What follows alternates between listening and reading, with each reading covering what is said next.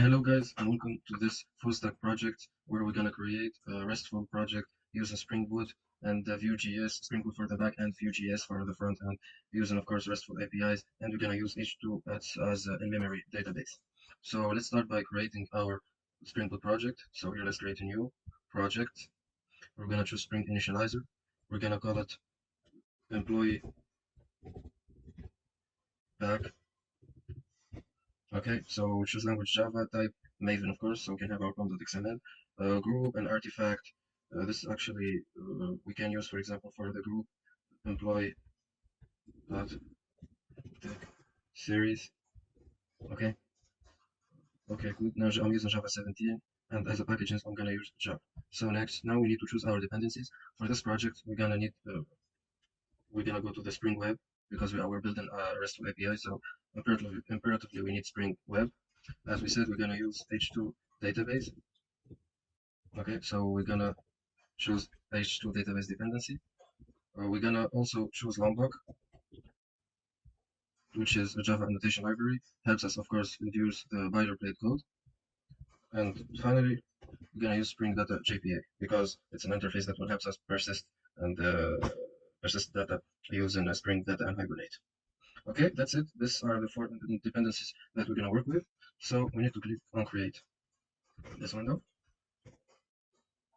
Now I got my project created. I'm gonna remove this. We're gonna just open our source folder. We're gonna use, of course, the MVC architecture. So we go to the Java folder. We get, like by default, our Spring Boot application. This is the entry point of our application where we're gonna run our Spring Boot application. Now, because we're gonna use the MVC architecture, so we need to create the MVC packages. So let's first start with our first package, which will be the entity package. Okay. So in our class, it's gonna be employee. So here, when I do a name, then dot the name, the first name is the name of our package, and the second is the name of our class, because it will be faster. Okay, this is our entity. But before, of course, we need to annotate our entity. So let's first start by adding our attributes that we're gonna work for. This is a simple example, so we're not gonna put something difficult or hard. So let's just create private long ID, which will be the ID of the employee, private string, which will be the first name of our employee. Let's do also last name. And finally, we're gonna use an email. That's it. So we're only gonna work with these four attributes. Now we're gonna use our Lombok library. So we're gonna use the annotations to facilitate our work. Okay. So the first one, this for example use getters. So this will create our getters for our attributes by default. Okay. So no need to generate getters for each attribute. This annotation will do that automatically. Of course, setter. Let's add a no args constructor. Let's add also a no args constructor. Let's add a builder so I can build objects afterwards and it will be easier to build projects. Finally, let's create an entity annotation. That means that we're gonna indicate to our database that this employee class is a database entity that need to be mapped to our database. So here we're gonna have error because we added entity. So immediately we need to specify the primary key of this class that we're gonna map it into our database. So we need to add here the annotation ID, which now, as you see, the error disappeared. Also, the ID will indicate that the ID is primary key, and also we need this primary key to be generated automatically. So let's use generated the annotation of generated value. Okay, this will indicate that this will generate automatically and incrementally. Let's put the strategy equals generation type dot identity. Okay, so here, for example, for the for the first name, let's see that this column. For example, here this table, we can add here an annotation called table. If we want to change the name of this class to what it will be appeared in our database, here we did not use it. It's optional. So the table in the database will be called like this employee. For example, this in my database, I want these attributes to show differently. So we're gonna use the column annotation, which is optional, of course. So let's use column. Let's change the name of this attribute to show not database. So I want to be like this. First name. So in the database, sorry, I forgot that. So in the database, we're gonna have our column like that. Okay, and let's say also I don't want it to be null. So each time we insert, we cannot have this column null. So we're gonna use nullable false. Okay, just here. Okay, so this is our first name. Now let's just do one for the last name. It will be the same, so I'll just copy and paste it.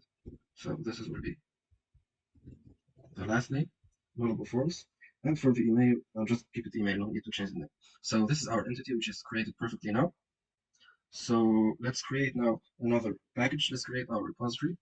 So let's create repository, our package, and this will be interface, a GPA interface. So we could communicate with our database. We could map, we could persist objects into our database. Okay, so let's call it employee repository. Okay, so of course for this repository to work, we need to implement. Sorry, we need to extend. Sorry, not implement. We need to extend our JPA repository. Okay, and we'll take a generic type. So we need to specify the type of our entity, which is employee, and the type of our primary key, which is ID. So it will be long. Okay, so that's it for our repository. No need to further modify or add in code because it will automatically, it extends the GPA repository, which has methods that enable us to persist and map our data, our objects to our relational database. Okay, so let's now create the service package. It's called new Java class. Okay, let's call it service. Let's call our package service, and let's call our class employee service.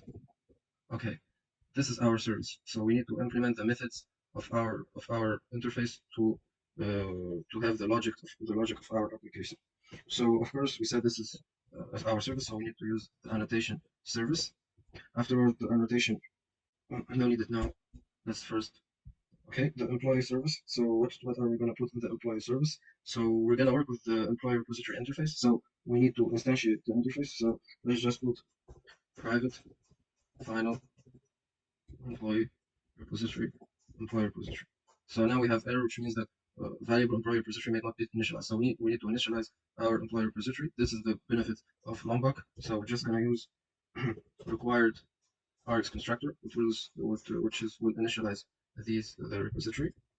Okay, now let's start by implementing our methods. So the first one, of course, it will be to get all the employees. So it will be a method that will return a list of employees. So public list of employee. Well, let's call it get employees. Okay, so of course it doesn't have parameters. So let's just return employee repository dot find all.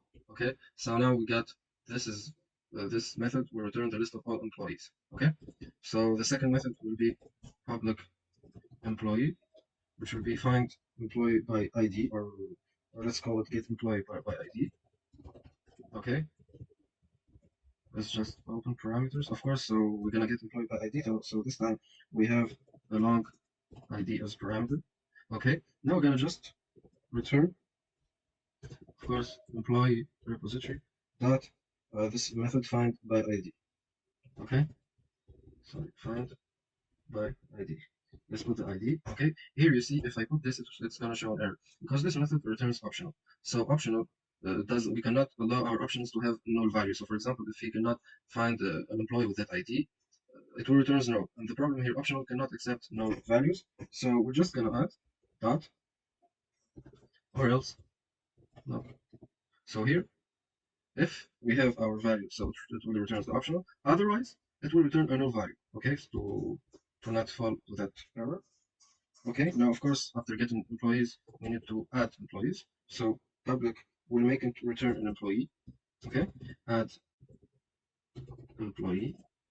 Okay, of course, it's gonna have an employee as parameter. Okay, and this, of course, we're gonna return the method of the employee repository is gonna be save. Okay, so save will take our entity as an argument. So save employee. Okay, after adding employee, of course, we have public update employee. it will have employee as an argument. Okay, it's gonna valid public. I'm sorry, here public. The return type employee. Update employee. It will return employee repository dot save that employee. So the same method as add an employee. So the first one, it will just the save, because the save is very powerful method of the GPA interface, which is enables us to do the update and the add in the same time. In the add, it will just add a new employee. In the update, it will get this employee and replace it by, it will get the employee and replace it by our new updated employee. Okay. And of course, finally, we're gonna use the delete employee. So public void delete employee. The delete employee always take the ID of our deleted employee. So it's void, so we're not gonna return. We're just gonna use our employee repository dot delete by ID. Okay, so this is our service which will have all our logic, our logic for our application. Now, finally, we're gonna create our RESTful controller. Okay, so let's create a new package. Let's call it controller. Let's call it employee controller. Okay, so employee controller. Okay, just I wanted to make a typo. Okay, so here this is gonna be our controller. So as you said, we are making a RESTful API, so we need to specify that this is a RESTful controller. So what we're gonna use? We're gonna use the annotation of REST controller. Okay. Of course, we're gonna specify our URL to access our controller, which will be the request mapping URL.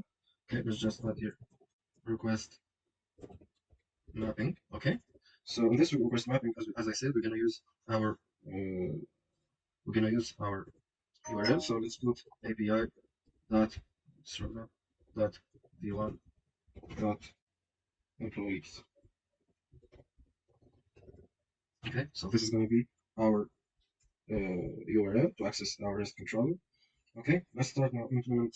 So in this URL, we have to work with our employee service method. So we need to instantiate our service. So private final employee service. Let's call it employee service. Okay. Of course, as the last time, we need to initialize this attribute. So I'm going to use the required args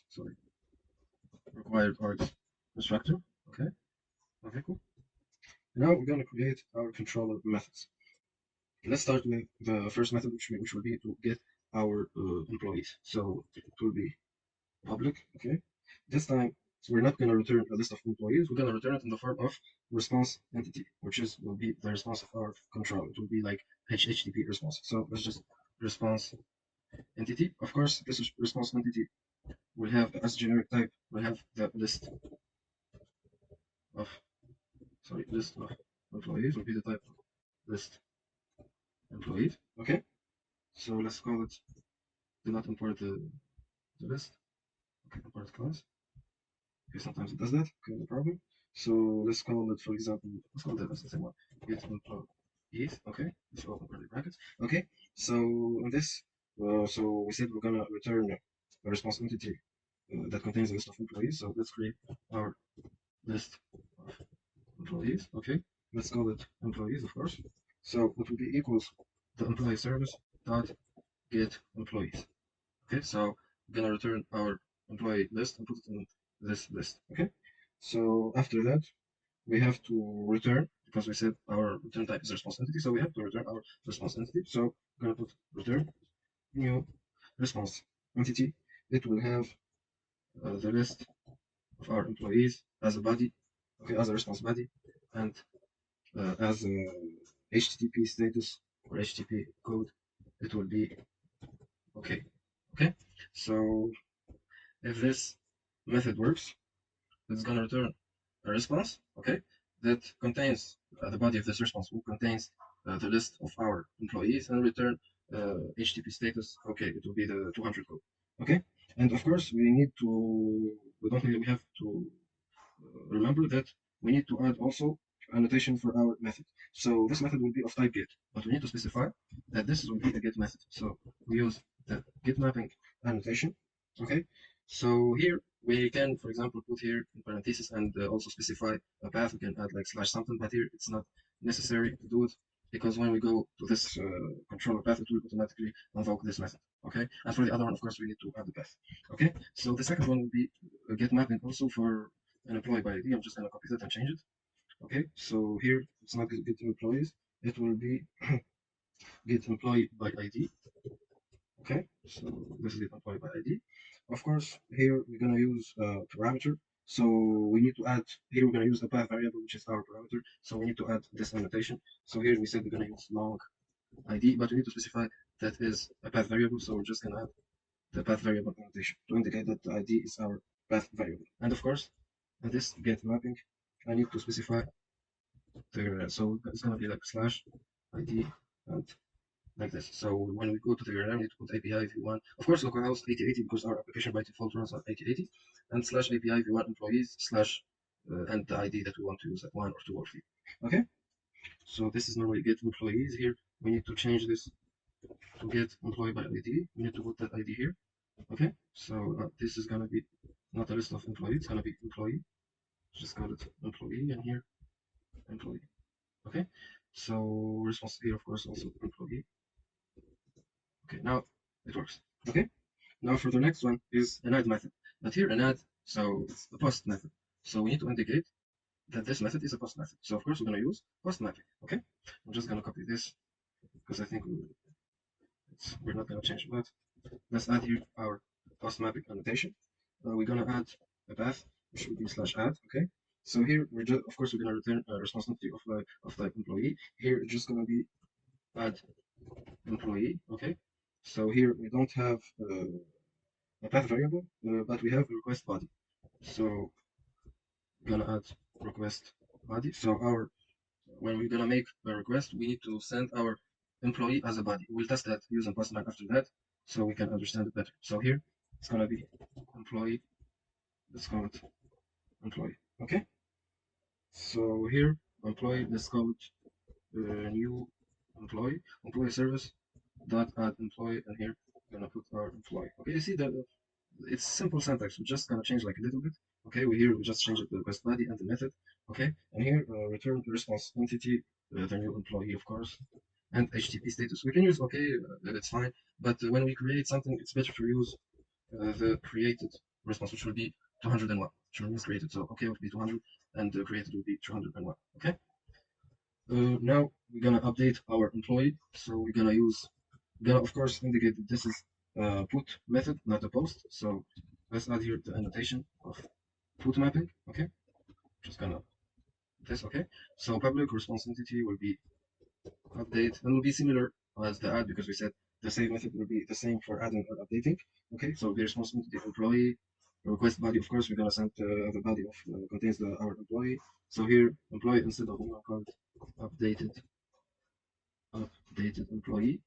Okay, so employee service dot add employee. Here we're gonna change it update employee, of course. Okay, and return new response entity updated employee HTTP1. Here I think we're gonna use okay because we're not creating something, so okay to be fine. Okay, and finally our last will be our delete method. So we're gonna use delete mapping. Okay, just gonna it will be a little bit different now because we're not returning nothing. So public it will be sorry it will be the response entity. Okay, but we're not returning nothing. We're not returning a body or something, so we keep it empty. But afterward, I will tell you what we changed. So here, let's say delete employee. It will take a path variable. Okay, so path variable long ID. So here, of course, we need to add our path. So here in the automatic mapping, I forgot to be update and in the delete it will be slash delete. Okay, so slash delete, and of course because we have a path variable, so it will be like slash delete and our ID, so curly brackets ID. Okay, so I think this is clear. Now what we're gonna do, I said the response entity empty, so we don't have here, we're not gonna have a method, so we're just gonna use the employee service because it's void, so it's not gonna return nothing. So employee service not delete employee, it will take ID. Okay, and here we're just gonna use return response entity. It will be empty. Okay, it will be only have the HTTP status of okay. Here we say a warning here. Real use of parameterized class response entity. So response entity is a class that takes a generic type. Okay, so here inside these diamond operators we need to put a type. But here we said it's void, so we're not gonna return a type. Here we're gonna use the wildcard symbol, which will be the question mark. It will say that any type except any type, either it's null, nothing, or a type. So to not fall for that problem, we're just gonna use our wildcard. Okay. So now we created our backend application, our RESTful API.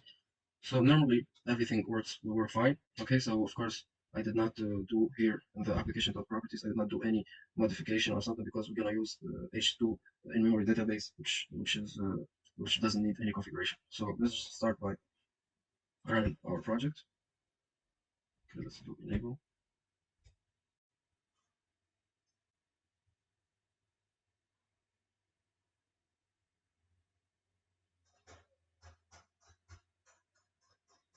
It's just taking a little bit of time, so we don't have errors. So actually took a lot of time. I don't know why. So our embedded Tomcat port will be 8080. We have our GPA initialized, so everything works fine. Our H2 database running, everything works fine. So we can test, for example, our backend using Postman, for example. Let's just use Postman here to test our application.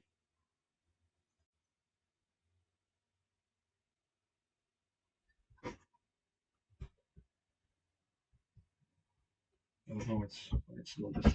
Okay, for example, here we have our methods. So here, if we're gonna do get, it's gonna work. Okay, so 200 is gonna work, but our database is empty, so it's gonna return empty object, empty JSON object.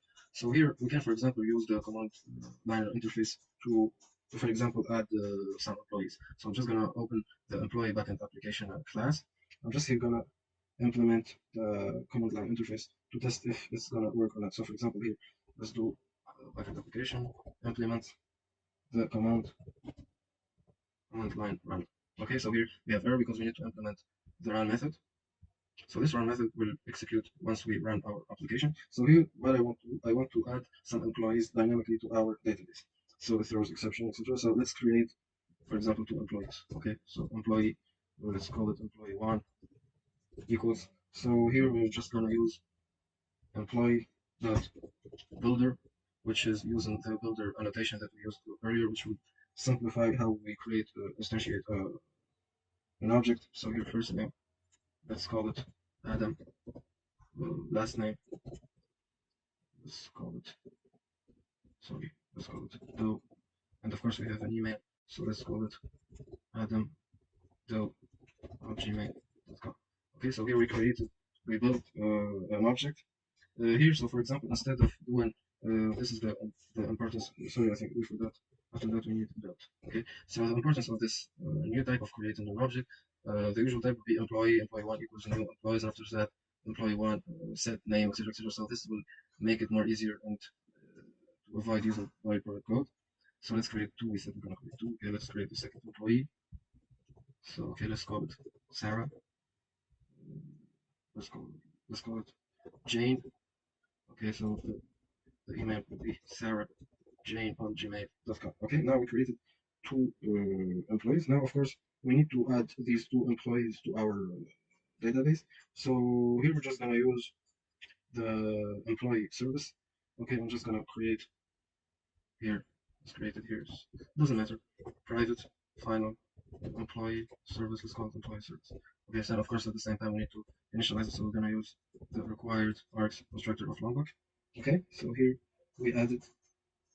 So here, when we run our application, we will add these two employees. So employee service dot add employee one, okay, and employee service dot add employee two, okay.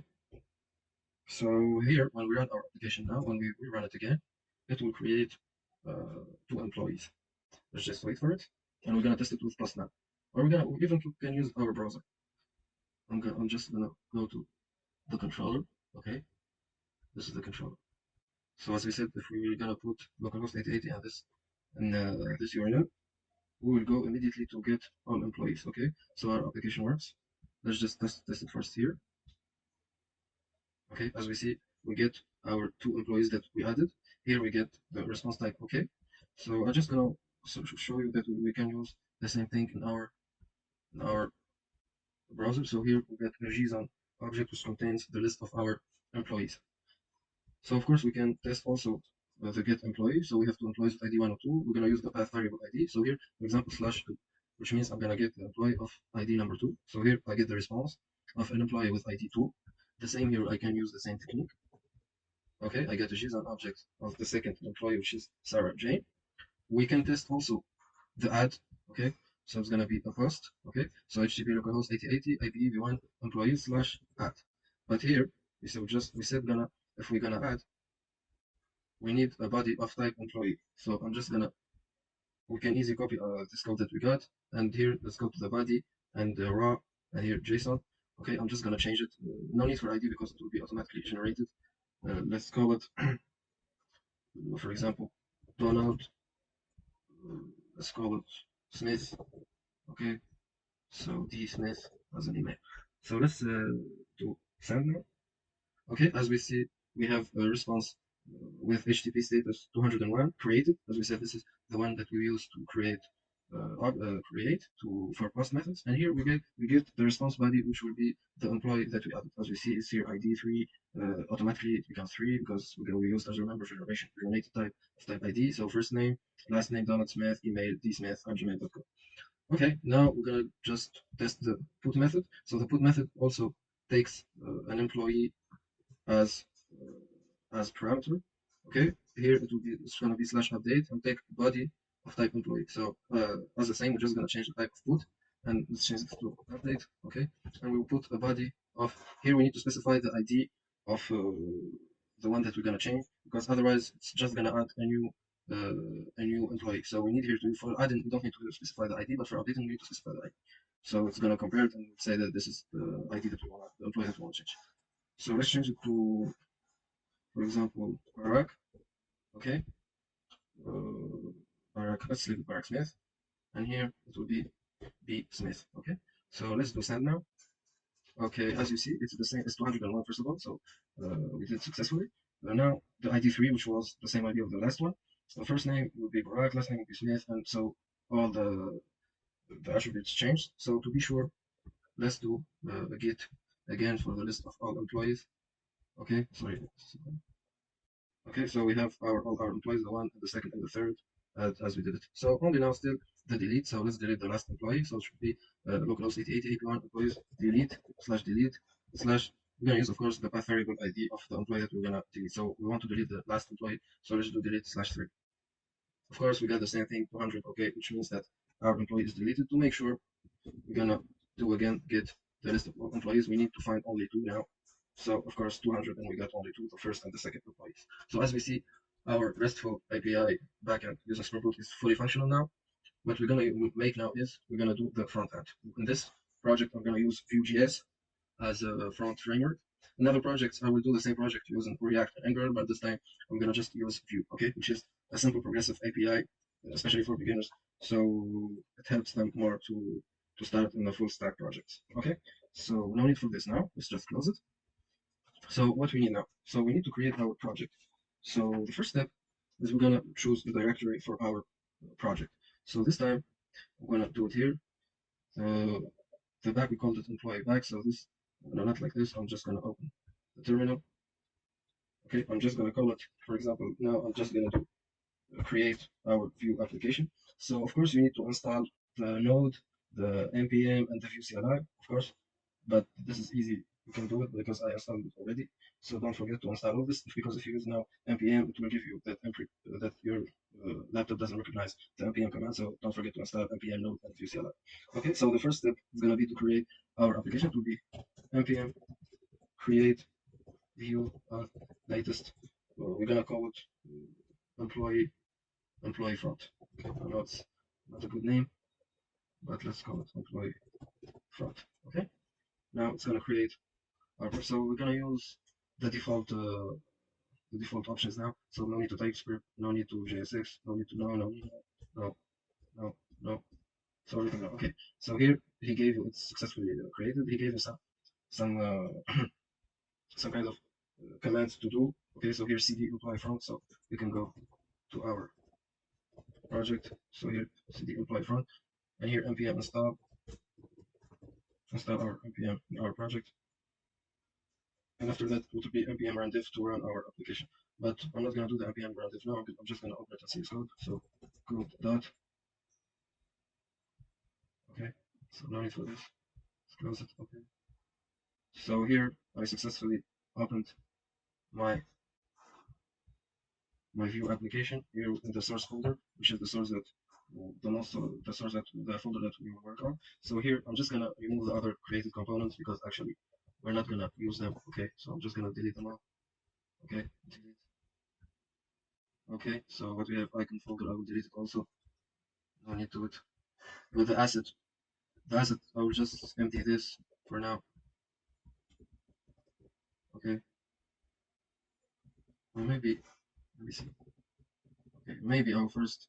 Okay, so I'll first show you that our project working. So I'll open a terminal, and I will do npm run diff. So this command will run our Vue.js application. So as you see, they gave us the URL to access our project. Here, the port is 5173. Normally it would be 881, but that port is occupied for me. But you will find another port here, so don't forget that because after that we need that port. Okay, so let's just okay. As you see, my application fully functional and work perfectly. So now let's go back. I want to delete this, so I really don't need any of this. So I'm just gonna delete it. For the icon, I'll delete it. Okay, test components, I'm gonna delete them. Okay, okay, so now we deleted that. Okay, so let's open another terminal. Okay, so now we need to install some we need to install Axios and Bootstrap. Okay, so Axios is a JS library for making HTTP requests, of course, because our front end will communicate to our backend by HTTP requests, so we're gonna use Axios. Okay, so it's simple.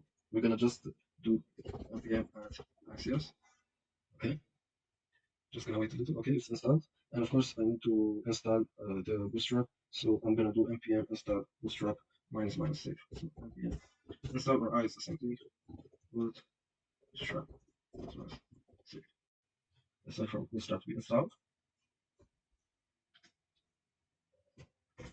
Perfect. Okay, so now we need to add our Bootstrap to our main.js. Okay, so I think I'm gonna add it from now, so don't forget later because we're gonna use it in our project. Okay, so let's do here under this import. Here to check that you installed Bootstrap, you'll find in the node models a Bootstrap folder to be sure that you installed Bootstrap. So here let's do this Bootstrap slash let's do this CSS bootstrap.main.css bootstrap.main.css, and for other one it's gonna be import bootstrap slash dist slash js slash bootstrap dot bundle dot main. Okay, so here we imported our bootstrap to be sure. Okay, now what we're gonna do, we're gonna create our services. So let's go under the src folder. Let's create a new folder. Let's call it services. Okay, under the service we create our services. So new file, let's call it employee service.js. Okay, so here we're gonna communicate to our backend by using Axios. Okay, we're gonna communicate to our backend controller using Axios. Okay, so let's do import Axios from Axios. Okay, we need to create a constant which will have our base URL. We create the constant because it will never change. So let's do const. Okay, let's call it base URL. Okay, so it's uppercase because it's the naming convention for constants. It's gonna be the URL, so it's HTTP. I'm just gonna take it. I'm just gonna write this stuff. HTTP // localhost 2.8080, which is the default port. Okay, dash API dash v1 dash employees. So this is the URL that automatically connects us to our REST control. Okay, so this 8080 /API /v1 /employees. that part will never change, so we declare it in a const. Okay? So let's now start by export default our class. So export default. The first method will be get employees. Okay. So it's gonna return Axios dot. So it's a get request. So Axios dot get and the base URL. Okay, base. Oh no, base URL of course. Okay. So this will get the list of all the employees. Okay. So get we have also get employee by ID. Just gonna do this get employee by ID. Okay. So this is gonna take ID parameter. Okay. So we're not using types here, of course, because JavaScript is a non-typing language. So of course, which is different from TypeScript script. So if you're using Angular, Vue.js, or React, you should know that JavaScript is not a typing language. So just put the variable immediately. But TypeScript is different. So watch out. Here I'm just gonna use Axios.get. Just gonna use here this feature of JavaScript, new feature of JavaScript, which is the backticks. Okay. So here, what you're gonna do, you're gonna dollar indicate our variable is gonna be base URL, and after that base URL, I want to be slash the ID. Okay. So this is dollar ID, of course. Okay. Okay. Cool. So let's check here because there is, I don't know because we will try it afterwards. I'm just gonna continue like this. Okay. So employee ID, etc. Return. I'm just gonna create all the other services now because it will be faster and easier. So now add employee update and delete. I'm just gonna copy this. Okay, it's gonna be add employee. Okay. So of course it's gonna take an employee as parameter here axios dot post because it's gonna be a post method. So slash URL here slash add of course, and after that it's gonna be remove this slash add, and it will take the employee as a body. Okay, so here the ID is a path variable, so no need to do a comma, but here this is the body, so we need to specify it by a comma. Okay, so that's the employee. Now the same thing it will be with update. So I'm just gonna put it update employee take here, sorry, it's employee employee. Okay, here slash update. Okay, here slash it will be put. Okay, so we are good. So employee update employees return axios dot put. Okay, everything cool. So now the last one will be delete. Okay, so delete employee. It's gonna take ID. Just gonna open the both curly brackets. I'm just gonna return like this. So return axios dot delete dot slash variable slash of course delete and slash the ID. So here we implemented all our services. Okay, so we finished by our services. Now still the component.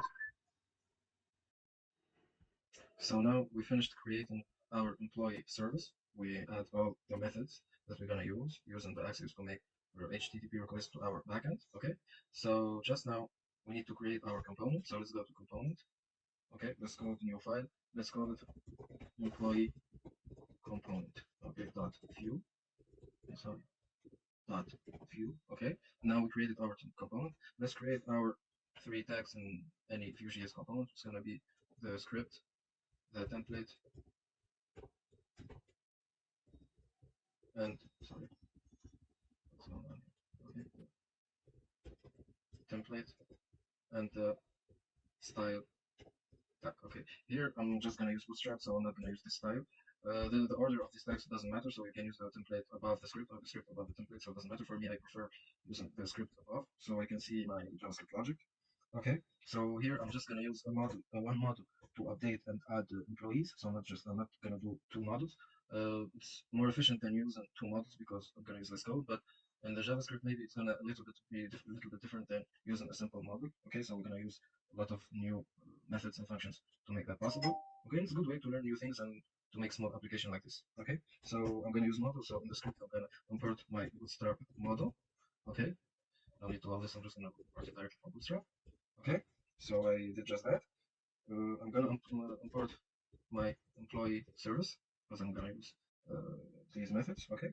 So of course, in this example, I'm gonna use the options API, which is the method how we used to work with Vue 2 or older versions. And now from Vue 3, we have the compositions API, which is a robust way to use the data and the methods and every attributes. Okay, so it's way better and way flexible for some users. It's maybe a little bit different and maybe at first seems a little bit complicated, but it's way better than using the options API. But in this example, I'm gonna just use the options API. In other words, I'll use the compositions API. So I'm just gonna start by export default. Okay, so our template can see our data defined in JavaScript. Let's start with the data function to declare my attribute. Okay, so return, of course. Okay, now I'm gonna return the objects that I'm gonna work with. So I'll start with a list array of employees. Okay, so it's an empty one. I'm just gonna use also employee form because we're gonna fill out a form, so we need an object of employee form. Okay, so it's gonna be employee form. It's gonna be initialized as an employee object, as an empty employee object. So it's gonna have the ID attribute. It's gonna be no. It's gonna have the first name. It's gonna be empty string. Last name. It's gonna be empty string.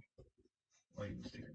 So, okay, and the email, which is gonna be an empty string. Okay, so we initialize this. I'm just gonna work with these now. Okay, so now we initialize our data. So let's go to the template part to start implementing the model and our table to show our data. Okay, so let's start with the table. Okay, so I'm just gonna do we're gonna use Bootstrap. So just gonna do like container div the container attribute. I'm gonna add margin top of 3. Okay, so now in the top we're gonna have a button to add. So I'm just gonna do a button for now. I'm not gonna do a method or event just now, but I'm just gonna create it. So it's gonna be btn and btn. Let's make it primary. Okay. Now we have our button. Let's call it add employee. That's our button. Okay. Now we're gonna have our table. I think I'm gonna use the tables and table stripped as bootstrap classes. So table stripped. So for me, I'm gonna write it, but you can go to the bootstrap site and get the code from there. It will be like a code example similar like this. You can take it immediately without writing the code, so you're free to do whatever you want. Okay, I'm just gonna add margin top 3. Okay, so now I'm create the head of my table. So the head, I'm gonna do table row here. I'm just gonna do th table header, the ID of course, the first name, last name, and the email and actions. Okay, so the ID, first name, last name, email, and the last one will be our actions. It's gonna contain our other buttons for editing and deleting. This is the head. I'm just gonna now make the body. So the body. Okay. So I'm gonna create a table row. This table row will contain our data. So here we're gonna use the directive. So we're gonna look over this table row. We're gonna look our list of employee, so we can get our table data like employee ID, etc. So here we're gonna use the v-for to iterate. Okay, so for employee and our employees that we declared earlier, as you remember, empty array of type employee. Uh, of course, we need to use also a key. It's like similar to React, like a unique key. Let's put key here. So I'm gonna choose employee. We can use employee or employee.id. This key need to be just a unique attribute. So we can use employee because each employee is unique, or employee.id. You're free to choose whatever you want. What else? Now we're gonna iterate. So we're gonna use interpolation to iterate. So the first one is gonna be employee.id. Okay. The second one, the third one, the fourth one. So employee.id, employee.first name, employee.last name, and employee.email. Okay. So we're gonna iterate for this table row and get all the attributes of all the employees. Okay, but we have another table data which has our two buttons, a button for delete and a button for update. Okay, so let's make button dot btn dot btn. Let's make it of type warning. So we call it edit. Let's just call it to. Okay, and in the same table data, we'll have another button to delete. So we'll make it btn, the red one. It's gonna be btn. What's the danger? Yes, I remember. The danger to be red for delete. Okay, so normally that I will check my Vue.js. We have an error. Does this file exist? From where this error coming from? Failed to resolve hello world. Oh, okay, okay. Because we removed the hello world component and we need to remove it from this. So this I'm just gonna delete this. I'm gonna do import. So in this app.view we need to fix it to import our component because we deleted the other ones. So here employee component, okay. For the template I'm just gonna delete all this. All this no need to header, no need to the header. The main here the style, we don't need the style. Okay, we're just gonna need this. And here I'm just gonna do employee component. Okay. So now, okay, so now as we see, we have our table clear. It's an empty table because we still did not define the function in our script part. This is our add employee button, and here we're gonna put all our data. Okay, so let's go back. Don't forget to fix that. Okay, let's remove this. Okay, let's remove this. Okay, let's go back to our employee component. So here we need now to create a function to load our employees. So let's go back to script. Okay, here we're gonna use the methods section. Okay, I'm gonna do methods. Okay, this section is used, so the data set section is to create data that we're gonna use in our templates, and the methods to declare the methods that we are gonna use in our application. So here methods is gonna be, let's start with loading all the employees. Okay, so as you remember, we have to create a function. Let's call it load employees. Okay, so that's gonna be the name of our function. Let's close this and let's open two curly brackets. Okay, so what's gonna get this method? So as you remember, we have our employee service to get it's the service, and to get the method here, get employees. So this method, well, it's gonna return what? It's gonna return a response. So let's just create 10. Okay, so after then we open the parenthesis and we get our response. Okay, so our response, we have to map it. So let's do equals the flash, and then we just get the, our data. So this dot the list of employees, we get the response dot data. So we get all the data of our response and we'll put it inside our employees array. So now we're gonna see our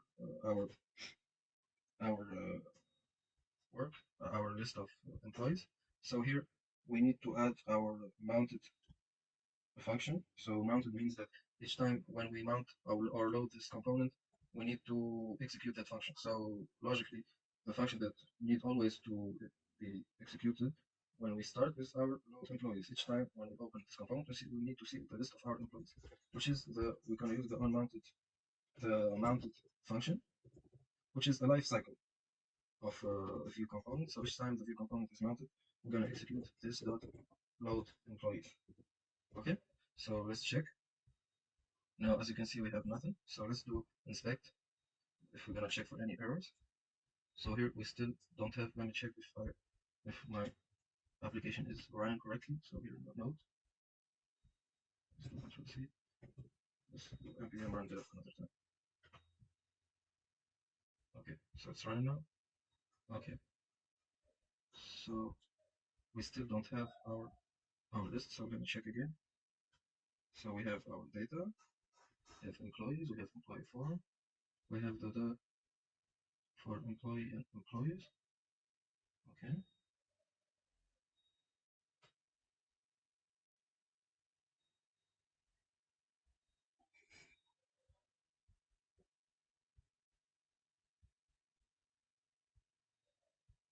is our inside method. So sorry, the mounted need to be put outside the methods section. Okay, I put it inside. So let's try now.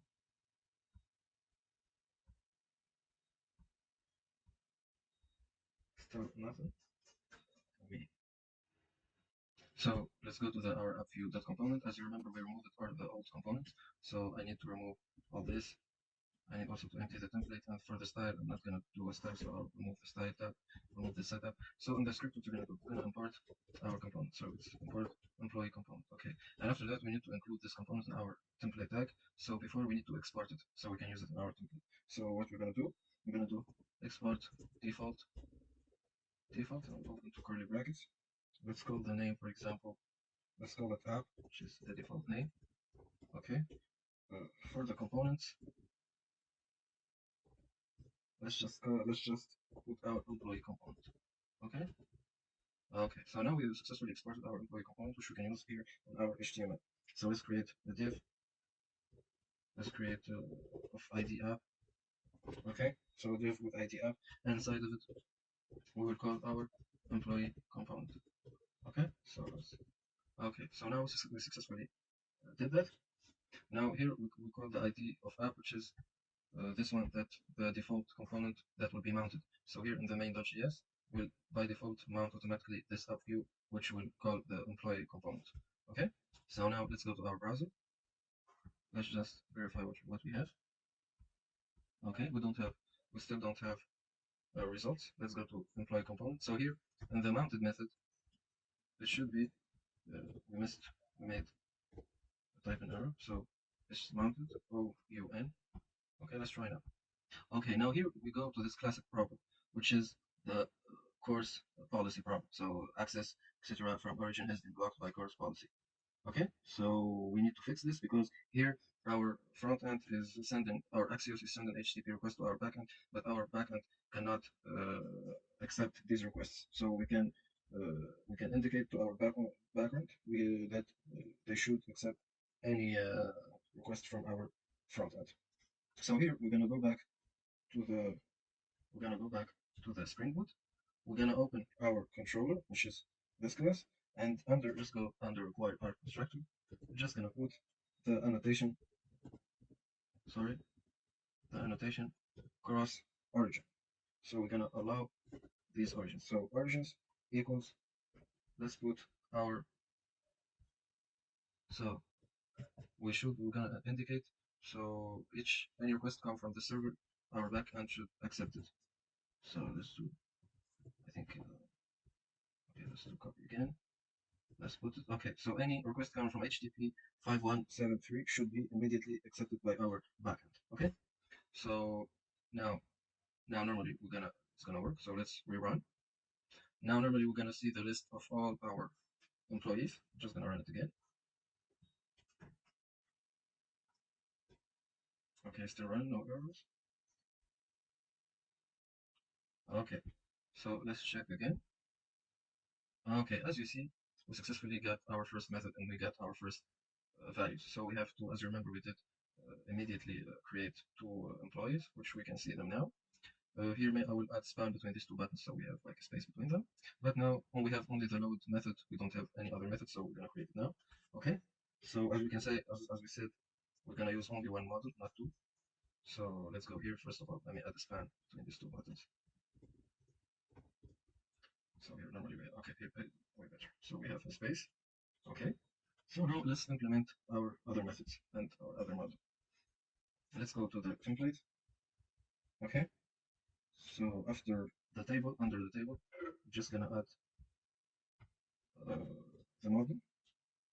Okay, so it's a Bootstrap model which is already exists in Bootstrap. So as I said, you can always get the code from Bootstrap. I'm just gonna write it. Okay, so let's create a div here.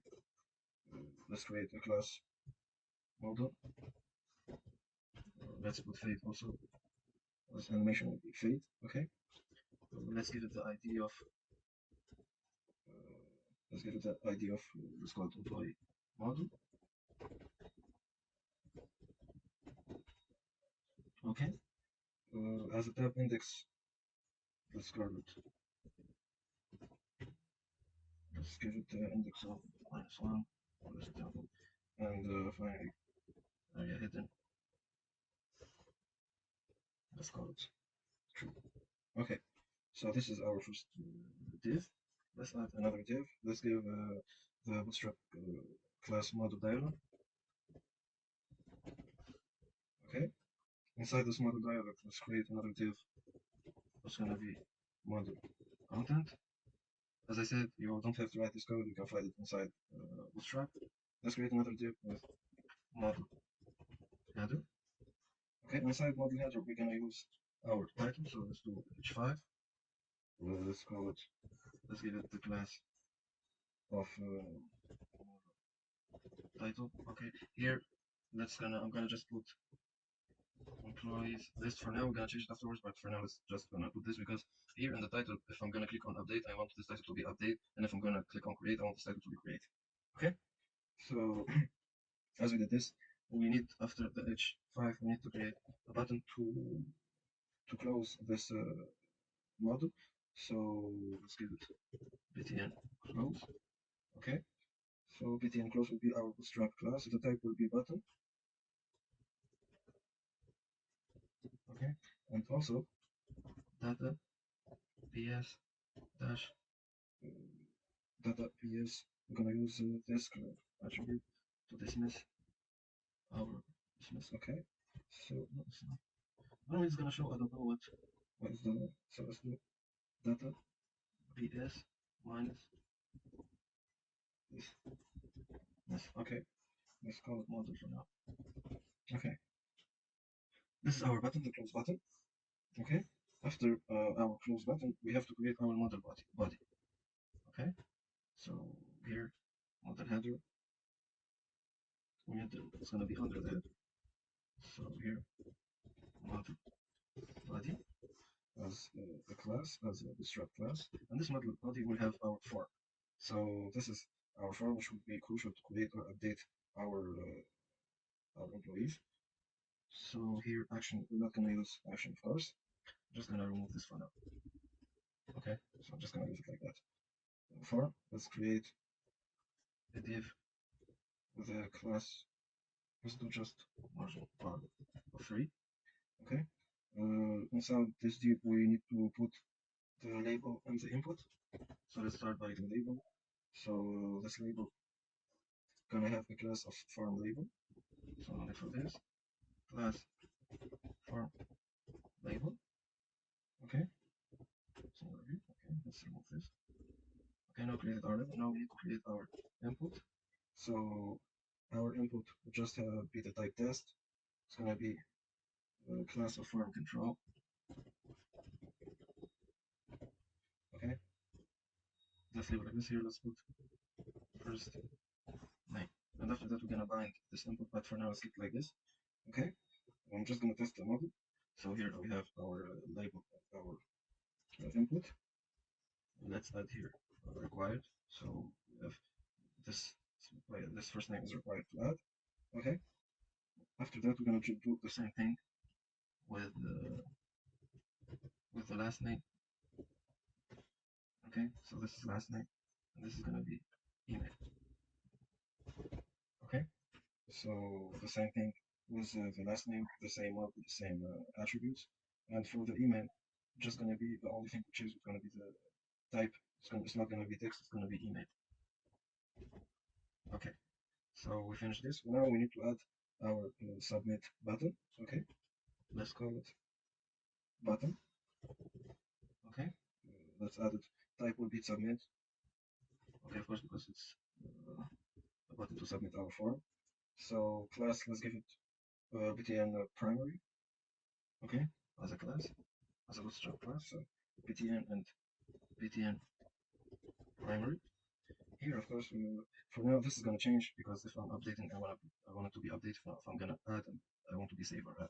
So here, let's put save. Okay, let's put save. Okay. So now normally we finished our model.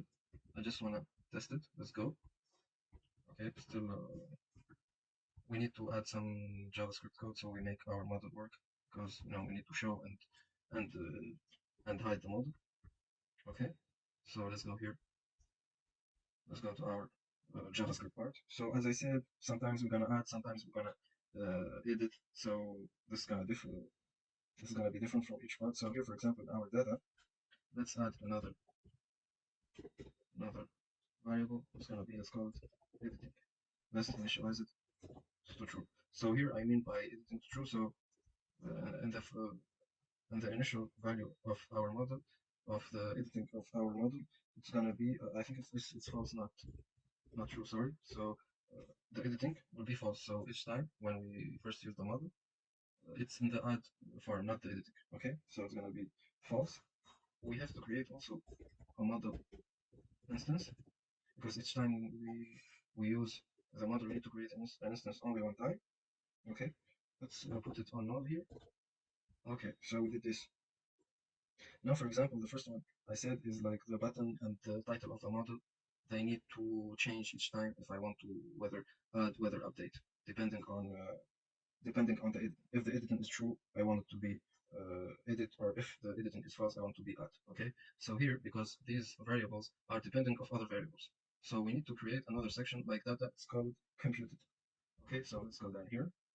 Let's create computed. Okay, which is like some data that depends on another data. Okay, so here computed, what's gonna do? We're gonna create a function that specifies the model title. Okay, so here I'm gonna put model title as a variable. It's a function. Let's open to curly brackets. So return. We're gonna use the tyranny operator, which is a better way to make the code less code. So return this dot editing. Okay, so if editing is true, okay, so I want to return as a title edit employee. But if it's wrong, it's false, so we are adding. So I'm gonna put add employee. Okay, this is the first one. And the other one, we set the title of the model and the button, the name of the button. So we are adding, we want add, if you want updating, we want update. Let's call, for example, button label. So the function button label. Okay, let's do like this. Let's do return if this dot editing. I'm gonna use the tyranny another time. So if the editing is true, I want the button to have the update label. If it's false, I want to have save label. Okay? Okay, so here would be okay. So this works. Now we did our computed. We need to also implement rest of our methods. The most important one is gonna be the show model method. So here, let's add it. Let's call it show model. Let's open our parentheses. Let's open curly brackets. Let's put this. Okay. So inside this, the show model should take an employee argument. And why is that? Because when we open a model, if it's in editing, so we normally in editing, we get that employee. So we need to push that employee to our form so we can see the previous values and we can modify them. So here, let's put an employee. As I said here, because we are using one model, because if you are using, for example, two models, for example, for add, no need to put here an argument employee, but for better reasons now, we're going to put the employee argument. So now, if we have an employee, so we are in editing. So let's say if employee exists, what are we going to do? If employee exists, you remember that employee form, which is an object, will take the edited employee. So when we click on the employee that we want to edit, the employee form, which is a new object, will take all the attributes of the employee. Here we're going to use the spread operator, which is a very nice mechanism that we can use to make a copy of that object. So we don't need to modify the employee that we clicked on, but it's better to create another object and then modify the new object, because it's way better to not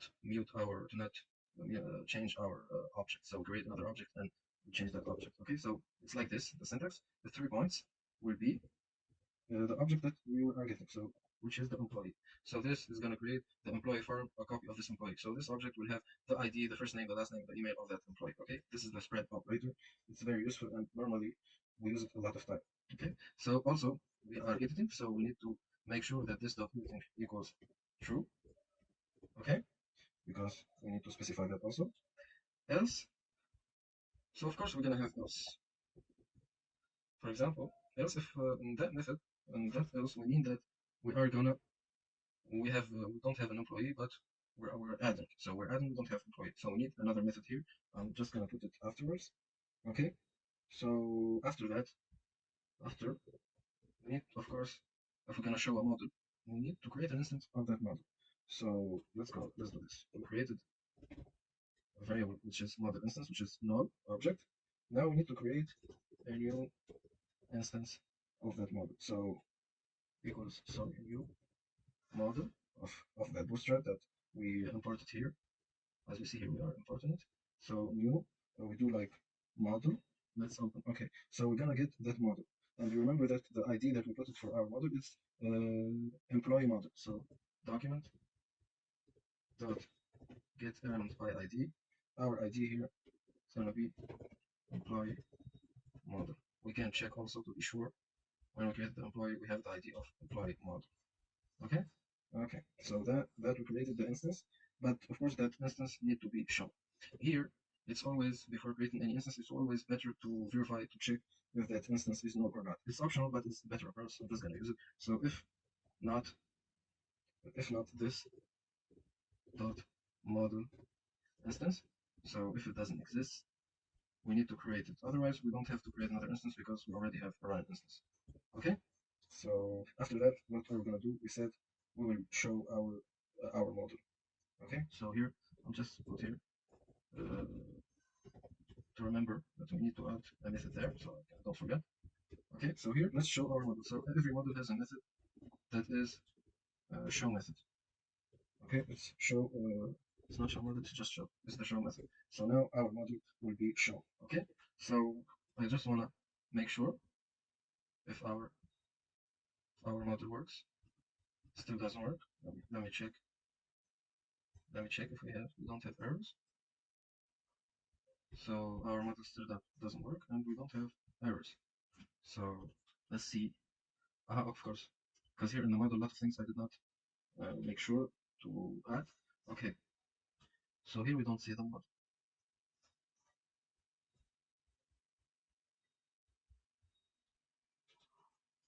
Because when we click on the add model, we forgot to add the method to here. So here we're gonna use the event. Okay, so just gonna find the div. I'm starting with the add employee. Okay, so for example, in that add employee in the top of our table, I'm just gonna do here you know the syntax of add an event handler. So it's gonna add click. Okay, and that click will have our function. This is show model. Okay, show model here. I'm just gonna put no. Why I'm gonna put no? Because we said our show model will take an argument. If it has an argument, that means we are editing. Okay, so the model will represent the editing. If it's not, it's gonna. If we don't have arguments here, it does mean that we're gonna edit. Okay, so here for in the edit we're gonna put the same thing. So it's gonna be on click. Okay, be on click, but here we're gonna put the employee. So here we have something. Here we can, for example, say we're gonna just put here without arguments. It's correct, but sadly, the click, if we don't specify here no, even though we did not specify nothing, it will force an object in the parameter. And when it does that, even in adding it, our function gonna read it as edit. So here always we need to put no. So we force this default behavior of click to always put null here. Now normally, if we checked, our models work. As you can see, it's still not fully functional, but it's working. Okay, this button doesn't do nothing. As you see here, employee list, I will change it. Here, save, for example, and if I click here, it's gonna be update. Okay, but here it's not changing because, as I said, I still did not do the interpolation. Let's do it now. Okay, so here, the table, there is nothing to change. Here, the title, not the employee, the title of our model. Here, employee list, as I did the computed functions, the model title and the button. So the model title will be edit employee if editing or this. So here, what I'm gonna do, I'm just gonna here employee list instead of employee list. I'm gonna use the interpolation. Okay. So here I'm gonna use interpolation. I'm gonna put the name of my function, which is model title. I'm gonna do the same thing for this button label because if editing I want to be edit, if not editing I want to be adding. So here let's call it button label, the name of our function. So let's test it now. So I click on add. I think I'm gonna refresh it. Okay, if you click on add, it's add employee and it's save. If I'm gonna click on edit, it's edit employee and update. So here we are using one model to do two things, which is way better than doing two models. Okay, so let's continue to add other functions. So here we did the show model. Now we're gonna add the save, our save employee function. Okay, so here I'm just gonna go under the show model. Let's go to save employee. We're gonna take the values of our form and create an employee and save an employee. So here, what are we gonna do?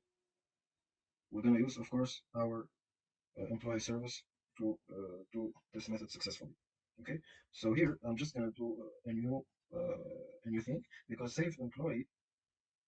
If we're gonna click on the button, if it's editing, so we're gonna use the update employee function of our employee service, but if it's adding, we're gonna use the add employee. So here it's gonna be dynamic. We cannot like choose one and make a myth because we are using one model. We are using one button, not two models, two buttons. So we need to do this dynamically.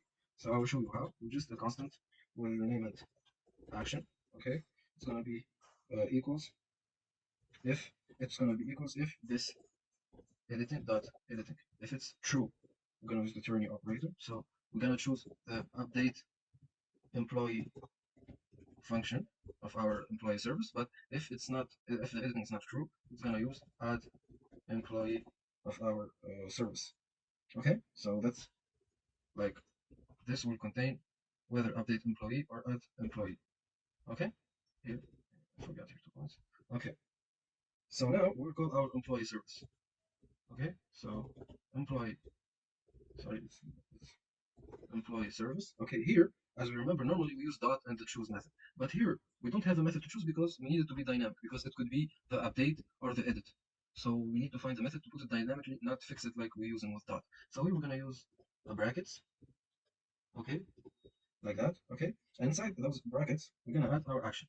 So here, it does mean that we are choosing the method of the employee service dynamically, okay. This is how to put something of another JS file to choose our action dynamic. So as you see here, action could be update employee or dot employee. It's meaning like we used employee service dot update employee and employee service dot add employee in the same time. Okay, which is very good mechanism.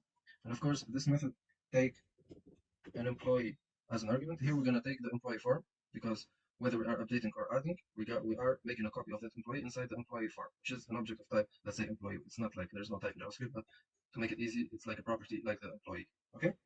So now we added that method. After that, we need to use then. Okay. Then what we have our response. So what's gonna be?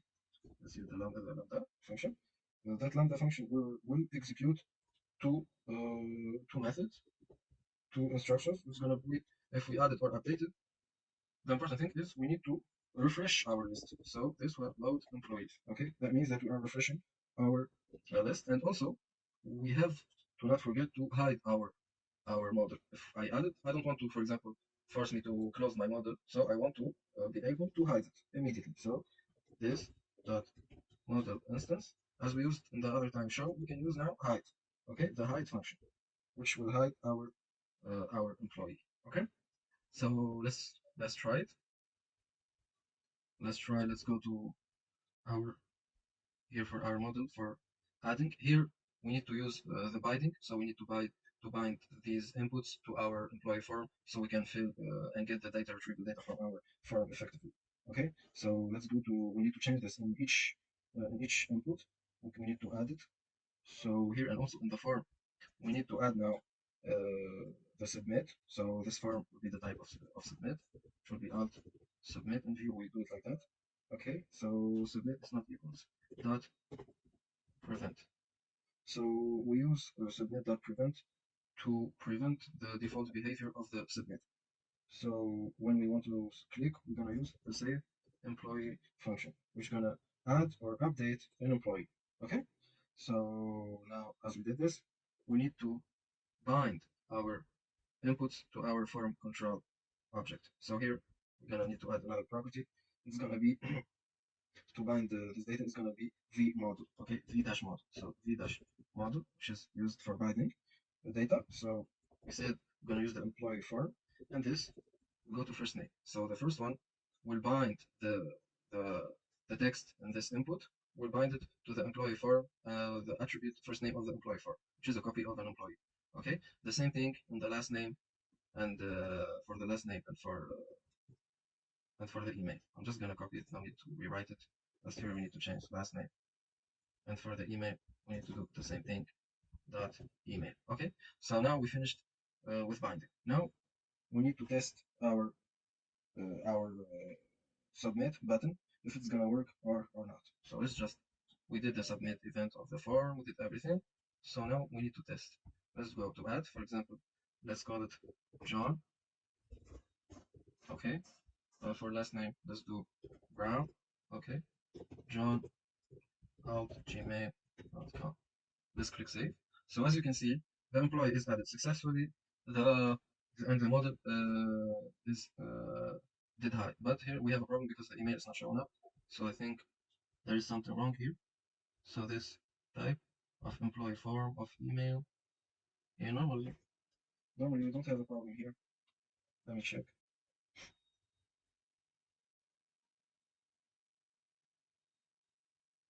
Okay, we have the type of email, class form control.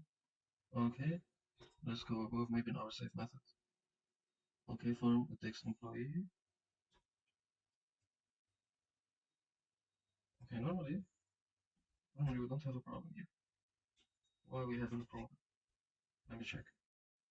So here in the edit, yeah, it's not getting the employee. Let me inspect.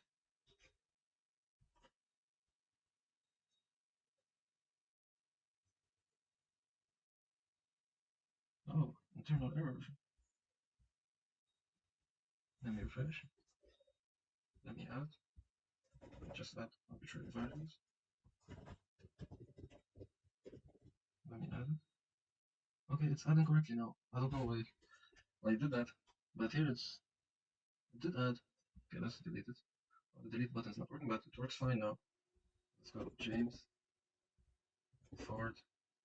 Let's go James out gmail.com. As you can see now, I created again.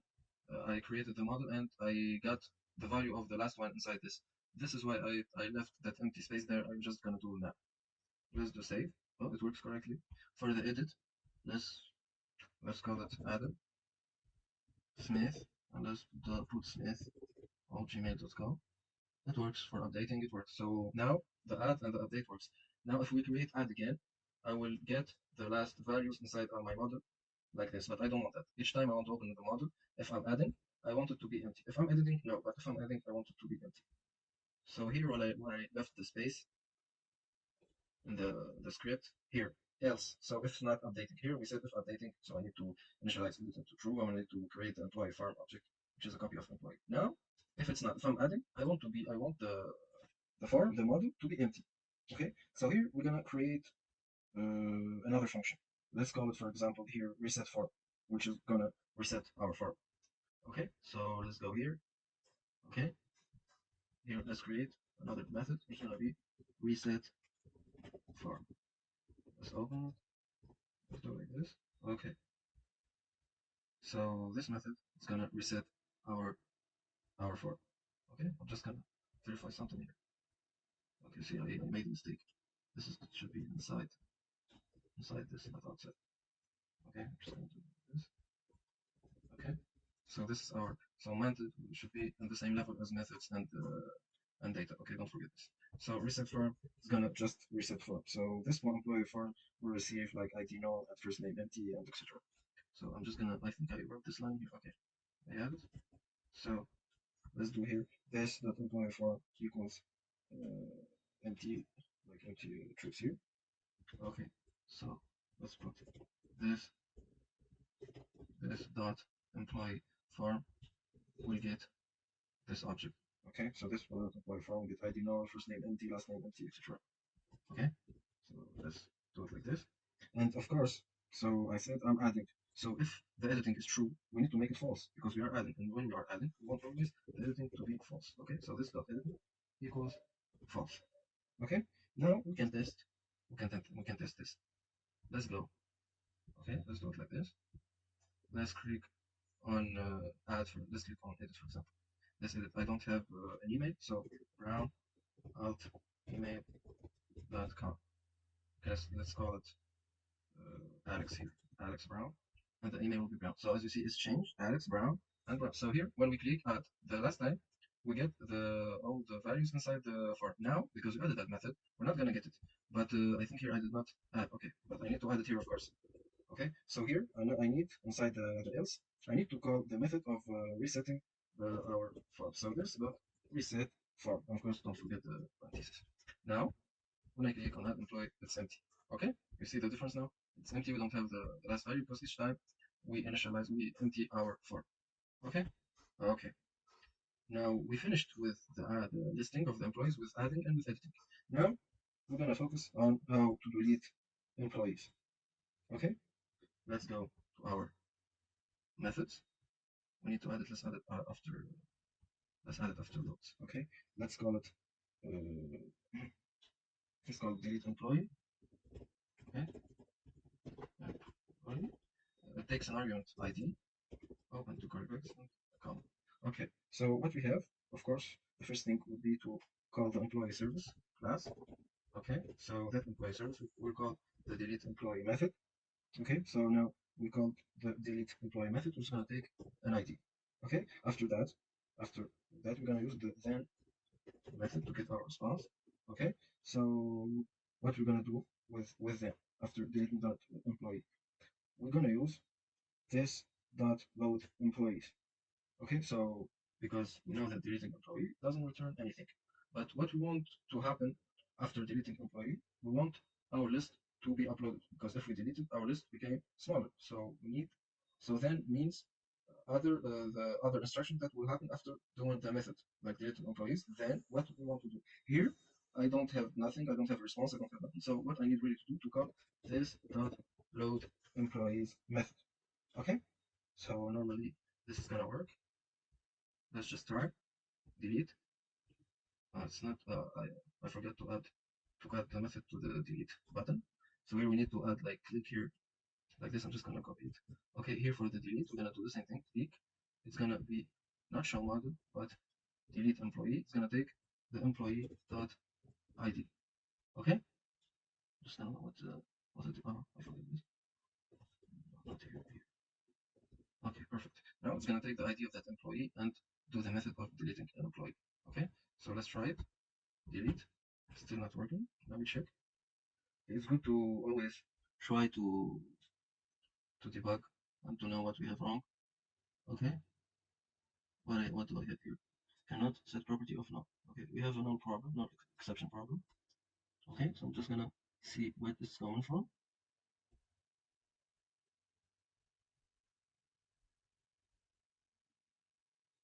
Okay, let's see here. So here delete employee takes the ID of the employee. Okay, so it's perfectly fine. Here for the delete employee, it takes an ID, employee service, or delete employee. It takes that ID. Okay, perfectly fine. And what does it does this not load employees.